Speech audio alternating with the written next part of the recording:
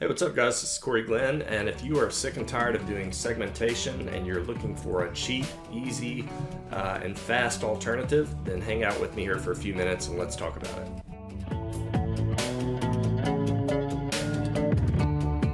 I was going to go through and show how to actually upload a case for segmentation to Diagnocat.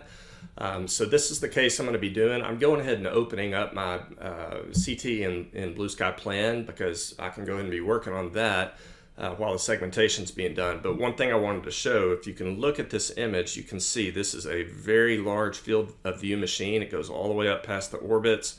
It's got a lot of the spine. And so I thought this would be a great test case to really show what the AI is capable of doing. So I'm going to go ahead and open this, but in the meantime, let's jump over to Diagnocat. And so once you have set up an account, this is just the home page of Diagnocat. And what I'm going to do is say upload a CBCT. And I like to just go and drag and drop the folder into Diagnocat. And so we'll grab that folder. I usually do it unzipped. I'm not sure how critical that is, but you're going to see right here, we've got a time ticker that's going to tell us how long it's going to take.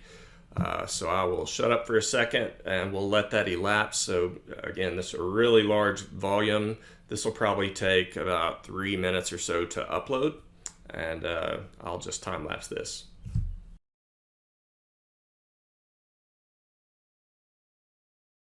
Okay, so it's done uploading, and once it does, you'll see here in uploaded CT scans, there's a new one here, so I'm going to go to verify patient. Generally, all this will auto-populate because it's exported from the cone beam with it, all except for the referring doctors. So for me, I'm going to just put in my name and put in the patient's sex, and then hit complete. And now with that done, I'm going to click on it, and now that I'm in this specific case, what I'm wanting here is the bone segmentation. So I'm going to go over here to CBCT because you can see I've got one present here, and I'm going to order an analysis. So click on that, and this is where you tell it what is it that you want to order. Well, for me, I want an STL study, and usually the option I choose is that I want an STL of teeth and full anatomy as separate files. Okay. And now I'm going to just click order, and we'll time this and see exactly how long it takes. Again, keep in mind this is a large scan.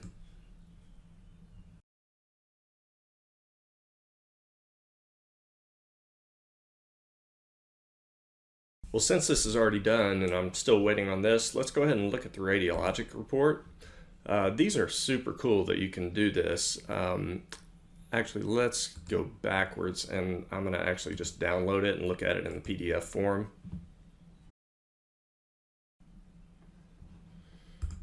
All right, let's open this up. So this is a super cool report, and again, all this is done by AI. So first of all, it does your charting for you, which is really nice. You know which all teeth are present, and then it's going to go through each individual tooth and give you really everything about it, right? It's going to tell you that there's a filling. If you see something in red like this, then that means there's some kind of pathology or an issue. Obviously, this tooth does have bone loss, and it will classify that as mild, moderate, severe. It will also tell you how many canals the tooth has. So I've not really tested this or really looked at it for a tooth that has like multiple accessory canals. I'd be really curious to see how it does on that. You can see here, tooth number 15 is implant. And again, it's just going to go through here tooth by tooth, tell us everything about that. Nothing really notable going on with any of these teeth. Down here on tooth 4, we've got mild bone loss, filling. Again, mild bone loss. Not really anything notable jumping out at me pathology wise, but you know what's cool is that if there's a cyst or some kind of issue within the jaw, you'll actually get that in the report and it'll bring your attention to it. This is not to be used as your sole diagnosis, right? This is not diagnosis. Doctors do diagnosis. AI gives you an idea of what's going on, right? So this is a great head start, especially for someone who might be new to cone beam technology and they're not quite accustomed to looking at it just yet. That's a really valuable feature. So it looks like while I was talking there, we did finish the STL study, so that was probably 5 minutes, and now I'm going to download it.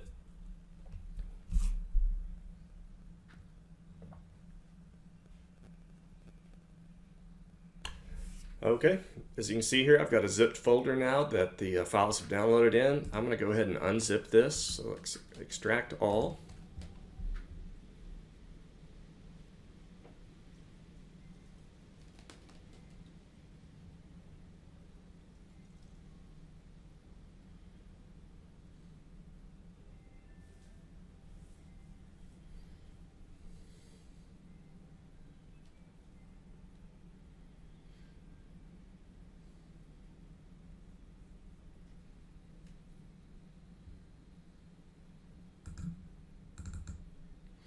And now you see these are all of the files within that segmentation.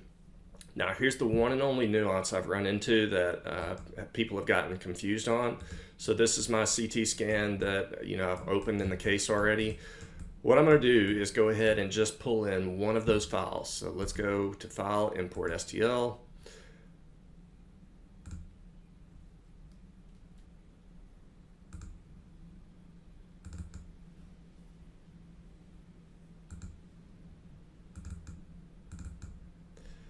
And let's just grab one in particular. Let's grab the mandible. I will open that. And okay, so I'm glad this happened, right? So I pulled this in, and what I'm noticing is, shoot, I didn't mean to do that. Notice here where it came in. It's out of position, okay? And a lot of people I've talked to have spent, hours trying to stitch this thing by points. There's no need to do that whatsoever. If it comes in and it's out of orientation like this, all you got to do is go to Model Manipulation, and this little expand menu right here, if you'll just select whatever that model is and then hit this button right here, CT DICOM, you see it pulls it right in. And now everything is perfectly aligned. Let's look at the overall alignment.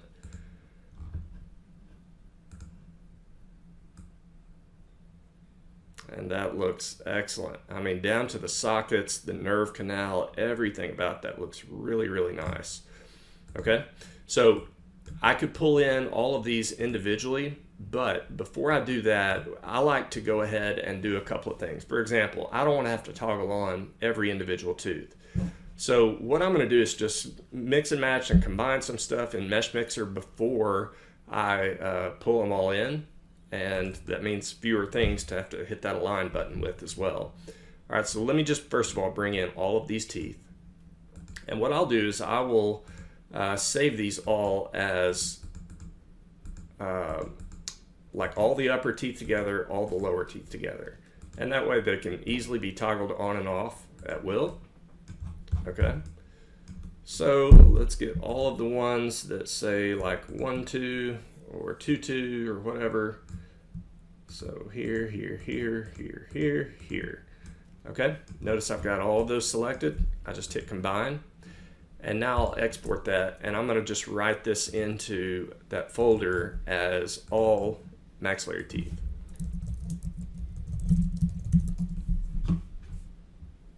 And now I'm going to do that with all of the lowers. You know what, I left out that. Well, no, I didn't. That's all in there. Okay. So now we got all the lowers combined. Let's export it. And I'm going to call this all mandibular, if I can spell roots.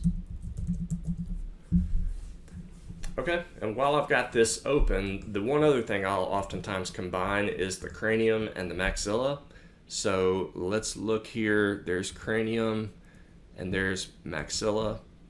I'm going to pull both of those in.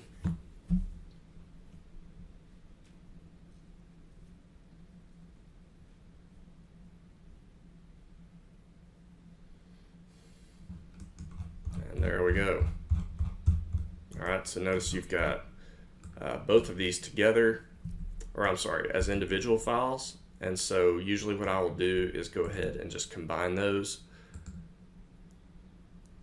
And oftentimes at the upper limits of your segmentation, it'll have like an open spot. So let's just run the inspector and fix any little holes there might be.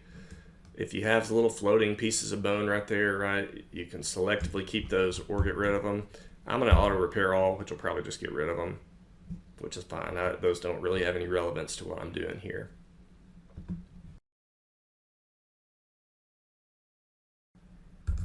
All right, now we have it all watertight and repaired. And what I'm going to do is now export this. This one I'm going to call maxilla and cranium.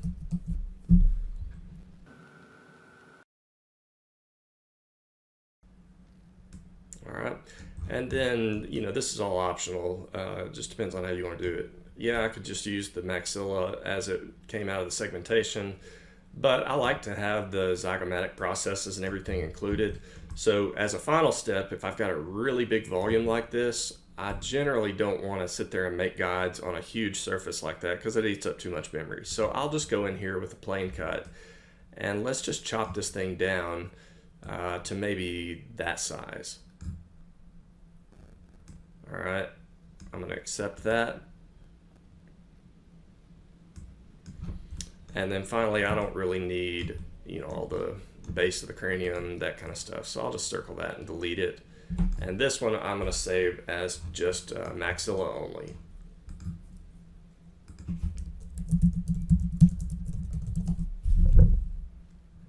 So let's jump back to our Blue Sky plan file, and let's just bring in the remainder of that data. So file, import STL. And, you know, I could do all of these at once. So let's bring in the airway, all the mandibular roots, all the maxillary roots. Canal, you know, the canal shows up in the bone, but what the heck, let's pull that in. Incisive canal, the segmented maxilla, that's the one I just created, that's the smaller version. Soft tissue, which that's a really good soft tissue rendering. I'm pretty impressed with that. And I believe that will do it. So let's bring in all those. Again, it's going to prompt you to stitch this with the auto stitch, which is intended for like your intraoral scans, right? It's not going to do a good job of auto stitching this. So when that stitch option comes up, just disregard it, click the X, and let's just go back and do what I had mentioned earlier. Okay, so notice all your files are offset down here. I'm going to just start going one by one and pulling them in. All right, so airways, mandible, and then maxillary roots, and then the canal.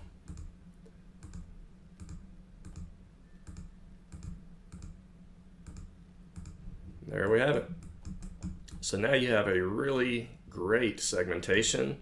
I would save my case now in this state.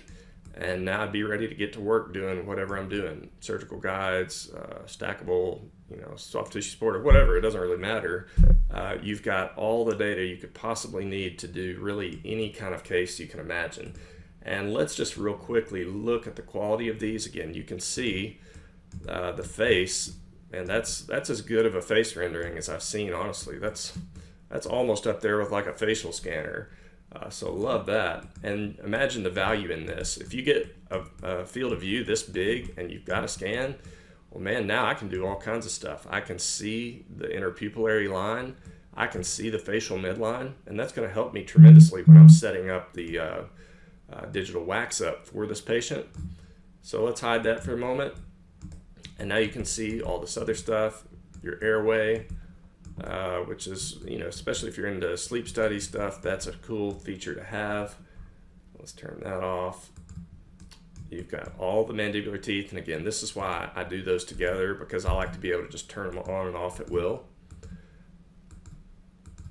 And I love that the, for example, maxilla and mandible can have these true to life sockets, right? Because for us as a lab, when we send out these cases, I love the fact that the models we provide them are going to actually reflect what that jaw looks like after extractions and then after implant placement and all that. So just a super, super cool service. Again, this has saved me so much time. It's not even funny. So I'm a big fan, obviously. If you want to try them out, use the code CG2022 and you'll get a freebie for your first case. But again, this is a huge time saver and definitely worth the money. So hope you found that useful.